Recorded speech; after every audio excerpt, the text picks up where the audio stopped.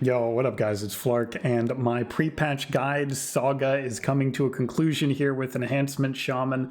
Out of these Zuggy melee specs, Enhancement is probably the least for sure. It's got a lot of buttons, a lot of utility, but right now it also can hit you twice for 60k each and then you die.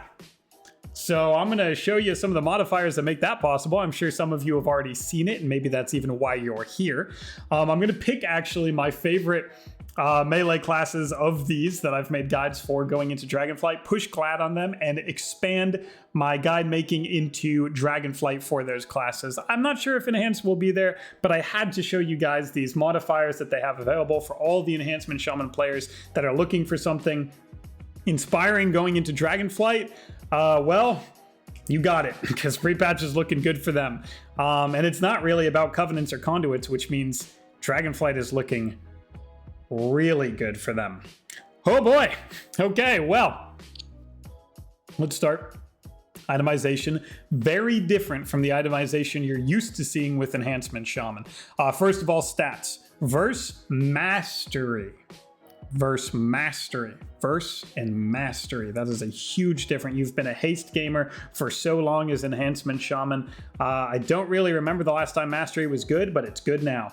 These modifiers that we're talking about, those 2 one-shot hits that I mentioned, yeah, that's elemental damage. So your Mastery becomes extremely valuable as it is a huge modifier to your elemental damage, and it scales extremely well with that. I don't have as much Mastery as I could because I'm just making this guide. I'm not going to gear it yet. But if you do, and you get 70% Mastery, well, then those abilities are going to hit 70% harder, and you're going to be loving it. So Verse, Mastery, best stats, crit. Below that, still pretty solid, and then haste, actually not as good as it used to be. Still great, because you want those faster globals, because your globals are very impactful, but it is not the 40% haste behemoth that it used to be. Mine is too low. Again, my stats are not perfect and my item level is very low, but yours will be higher and you will demolish with this setup. So get those things. Finally, Unity Legendary, that's a no-brainer, and you pair with that. You can either run, you have a lot of options actually. You can get the Wolf Bones, but here's something really fun. Have you seen this? You can run an Elemental Shaman Legendary called Skybreaker's Fiery Demise, and it increases your Flame Shock crit chance by 50%, which is insane because Flame Shock does a ton of Enhancement Shaman's damage as well. So you can run this LE Legendary for Enhance and get Nuclear because it scales with your Mastery. It scales with your Mastery. LE Mastery doesn't make Flame Shock do more damage, but your Mastery does. So in addition to the nuclear hits, you have nuclear dot ticks. So yeah, I actually recommend going over to the LE Shaman Legendaries and putting on Skybreakers for this. Isn't that crazy? Tier set doesn't exist, so of course you get the dual wield Agi weapons with Celestial Guidance and Sinful Revelation. You can run Insignia or Ferocity. Ferocity is pretty fun because again, you know you're doing 2 huge hits here, back-to-back nuclear damage, so putting your badge on top of that is just, actually it's kind of a no-brainer, so probably just grab a badge. And the regular PvP trinket. Okay. That's it. Good. Itemization. Easy. Let's take a look at this build. This one I'm pretty certain about. While there's going to be a ton of different Enhancement Shaman builds during Dragonflight, especially if they tune some things, some one-shots that might be a little over-tuned right now. Right now, they haven't done that. So you've got this Frost Shock, Lava Lash, all spell damage, which completely scales with your Mastery setup. Let's take a look at that. Of course, you still want Wind Fury weapon. It's just an inherent tool of Enhancement Shaman, but really you're going down this right side to start. You got the Storm Strike, Lava Lash. These are important. Now you get the Flame Shock spreading from Lava Lash and reducing the cooldown, which is great because you want to spam it during procs. Hailstorm, this is not what it used to be, which is just like proc damage on your auto attacks. Now it makes your Frost Strike hit insanely hard.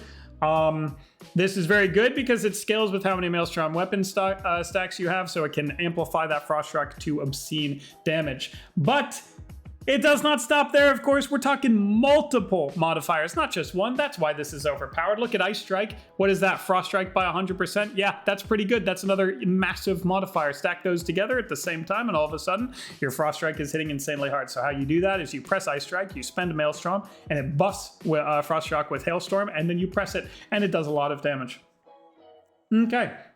So now let's look at the Lava Lash proc package that I already referenced. We got Hot Hand, which increases its damage by 40% for 8 seconds and reduces the cooldown. When you pair that with the cooldown already being reduced, you can pretty much spam Lava Lash during this proc window, and every single one of them will hit for 40% more, which is a lot. Then you get another cooldown reduction and another damage modifier, and then finally you cap all that off with Lava Lash, which you will be spamming with all these cooldown reductions, actually increasing the damage of your Flame Shock, which is also increased by your Mastery, and also increased by your Legendary that you got from Elemental Shamans. Dude. It's a lot of damage. Like a lot. It gets better. So now you get the Lava Shock and Lava Lash package. You have the Hailstorm, which is the Frost Shock package. Now, of course, you make your Maelstrom do more damage. You get Sunder, which is just a huge Flame Strike hit, which is fire damage, which means it does scale with your Mastery, and it knocks them over, which is a great pseudo CC in PvP. You're going to have so much Mastery. Even though Wind Fury and Storm Strike doesn't make much of your damage, you're going to be stacking this so much that you might as well grab the Mastery proc from Storm's Wrath to increase the proc chance of Wind Fury and Stormbringer, just because of how much of that stat you're getting. But this is really why you wanted to go down the left side of the row. It's not really talking about Storm's Wrath. What you're talking about is Ellie Blast. So you have to grab Lava Burst in the original tree, which we'll get to soon. But effectively, now Elemental Blast replaces Lava Burst, including all of the modifiers on Lava Burst, but also it gains an additional charge, and that's what I mean by 2 charges. This thing hits so hard, people have been hitting 50k with this, and if you have 2 charge and it's an instant cast, then you press it, and then you press it again. And that does a lot of damage! Wow! Yes, and it also buffs all your stats. So you're pressing an ability that kills people from half health, and buffs your stats. Like, it's like adding insult to injury. Oh man, I know that blast killed you, but imagine if it hadn't. I'd have a lot more stats to kill you anyway, right? And that's Elemental Blast, but it even gets crazier because now you've got the Feral Spirit talent making your wolves increase your elemental damage. There's yet another modifier onto Frost Shock, onto Lava Lash, and then you get the Witch Doctor's Legendary, so you cannot run these at the same time. You would have to run one of the other end caps here, which there are a lot of good ones, but remember, if you don't want to do the Elemental Flame Shock Legendary, which I very much recommend that you do, you can run Witch Doctors, but then you do have to swap off this talent. But we're not doing that. We're running this talent, and we're running Elemental Spirits, which is more elemental buffs. Right there. Look at that. Just back to back. Elemental damage buff, elemental damage buff. Modifier, modifier, modifier, modifier, elemental modifier, elemental modifier, modifier, and then mastery. All giving you 70% on top of that with 28% verse. Yeah, this is why people are hitting you for 50k over and over and over until you die. Enjoy it. Now maybe you can be a part of it. Okay, so that's the enhancement table. I really, really recommend this build. It is crazy. As for the left side though, not so set in stone. Enhancement utility, survivability are all so customizable. It is truly remarkable how many options you have. So I'm going to go over one set of them and show you some of the survivability options you have, as well as the must takes. And then you're really going to have to look at this yourself. I know you don't want to hear that in a guide, but I'm a realist and I'm an honest man. Holy cow, there are so many options in the baseline shaman tree. I mean, you're going to have to be getting sources from so many different people. Look at your R shaman friends, Ellie shaman friends, enhancement shaman friends. Talk about this set of the this section of the tree as much as possible. Anyway, you need a wall. We know that. You need lava burst. We know that. You need Frost Shock. It's a core part of your build now. We know that. Here's your baseline Purge. You could also run Greater Purge, which gives it a cooldown, but it actually makes it more efficient, which is probably insanely good if you want to just try and purge 2 things. Like, let's say you're trying to get a bop, and he has 3 things on him. If you purge 2 things with a 12-second cooldown, that's extremely valuable, right? Because you'll most likely get the bop, and you don't need to purge after you've got the bop, right? Against an H-Pal. Do you need to purge after you've got a bop? Not really. Maybe you get the freedom and the bop at the same time. That's pretty cool. But against like something with like 6 or 7 things on them, if you can only purge 2 and you tried to get like NS from an R druid, you got 2 of his hots and now you're just kind of like you're sitting there. Maybe that doesn't feel as good. But both of these actually have a ton of merit. But maybe baseline, you start with Purge. More elemental damage modifiers. Tremor Totem is a huge utility button that gets everybody out of fear, including yourself, if you pre-tremor. That's what that means. You pre-tremor, that means they fear into it and it removes that fear. You can remove it on yourself. You can remove it from your teammates. Pretty remarkable. As well as charm effects like Succubus or Sleep, which is very rare. Cool. Okay, Earth Ellie. This protects you. Max health. He's a good guy. He's not rocky like he was last season, where he smashes people for 200k damage, but Enhanced didn't really do that anyway, so there's your Earth Ellie. Earth Shield is a massive self-sustain. We know that. That's just what it is. You can also make it so you can have Earth Shield and Lightning Shield, and also Earth Shield on 2 people. And that's a lot of healing. And I think Enhanced is going to have a ton of healing. Again, at the beginning of every expansion, it tends to get nerfed in the healing amount it can do. I don't know if Dragonflight's is going to be the same, but it's kind of looking like they have that toolkit once again. This is a huge heal. Mind Games is still going to be prevalent, so you might have to swap off this. Again, you're going to have to change these talents around based on what you face. But Nature's Guardian is massive healing. Procs and stuns, very useful against Rogue Mage Goes, but don't use it into Mind Games, or at least be very weary of it, knowing that it could end up killing you. And then you have a lot of like these totem synergies. This is where you're going to have to really think about this stuff. I mean, look at all this utility you can get. You can get NS on a Shaman. You can get the R Shaman max healing mode when you press Healing Stream, which you have to actually talent into as well. So you press Healing Stream and then your healing surges are huge. I mean, there's so many options. Shaman is really going to benefit from having level 70 unlocked because their covenants don't really have much to do with why they're broken in pre-patch, but their talents sure do, right? So Enhanced Shaman might be quad S tier going into Dragonflight. Maybe an early prediction from Flarkness, but here's a Lightning Bolt increase, which we know how many modifiers we have from spell damage, so you might as well take that. Thunderstorm. You can actually knock back melee cleaves while they Stormbolt you, which helps disrupt their go. You can actually knock them off of Z-axis maps while you're stunned, which is generally something only Ellie has had, so now Enhancement Shaman has that too. I mean, no class likes dying in a stun, so a really good tool to have.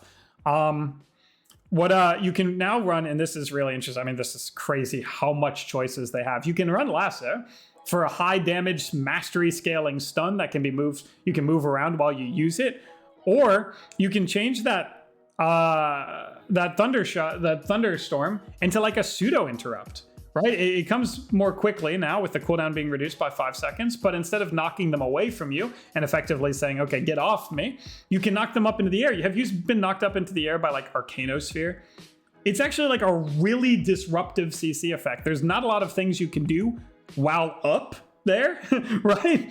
So it actually becomes like a stun for the duration that you're knocked up. Pretty wild, honestly. I just wanted to talk about that as well, because we're probably going to be seeing a lot of that as like, especially as a setup for like Ellie Shamans, like a setup where you stun somebody with like, your partner, and you stun them, you get on that kill target, and then at the end of the stun, instead of like following it up, you knock them into the air and then set up your one shot on them while they're in space. It's like a non-DR completely unstoppable stun effect. Really wild.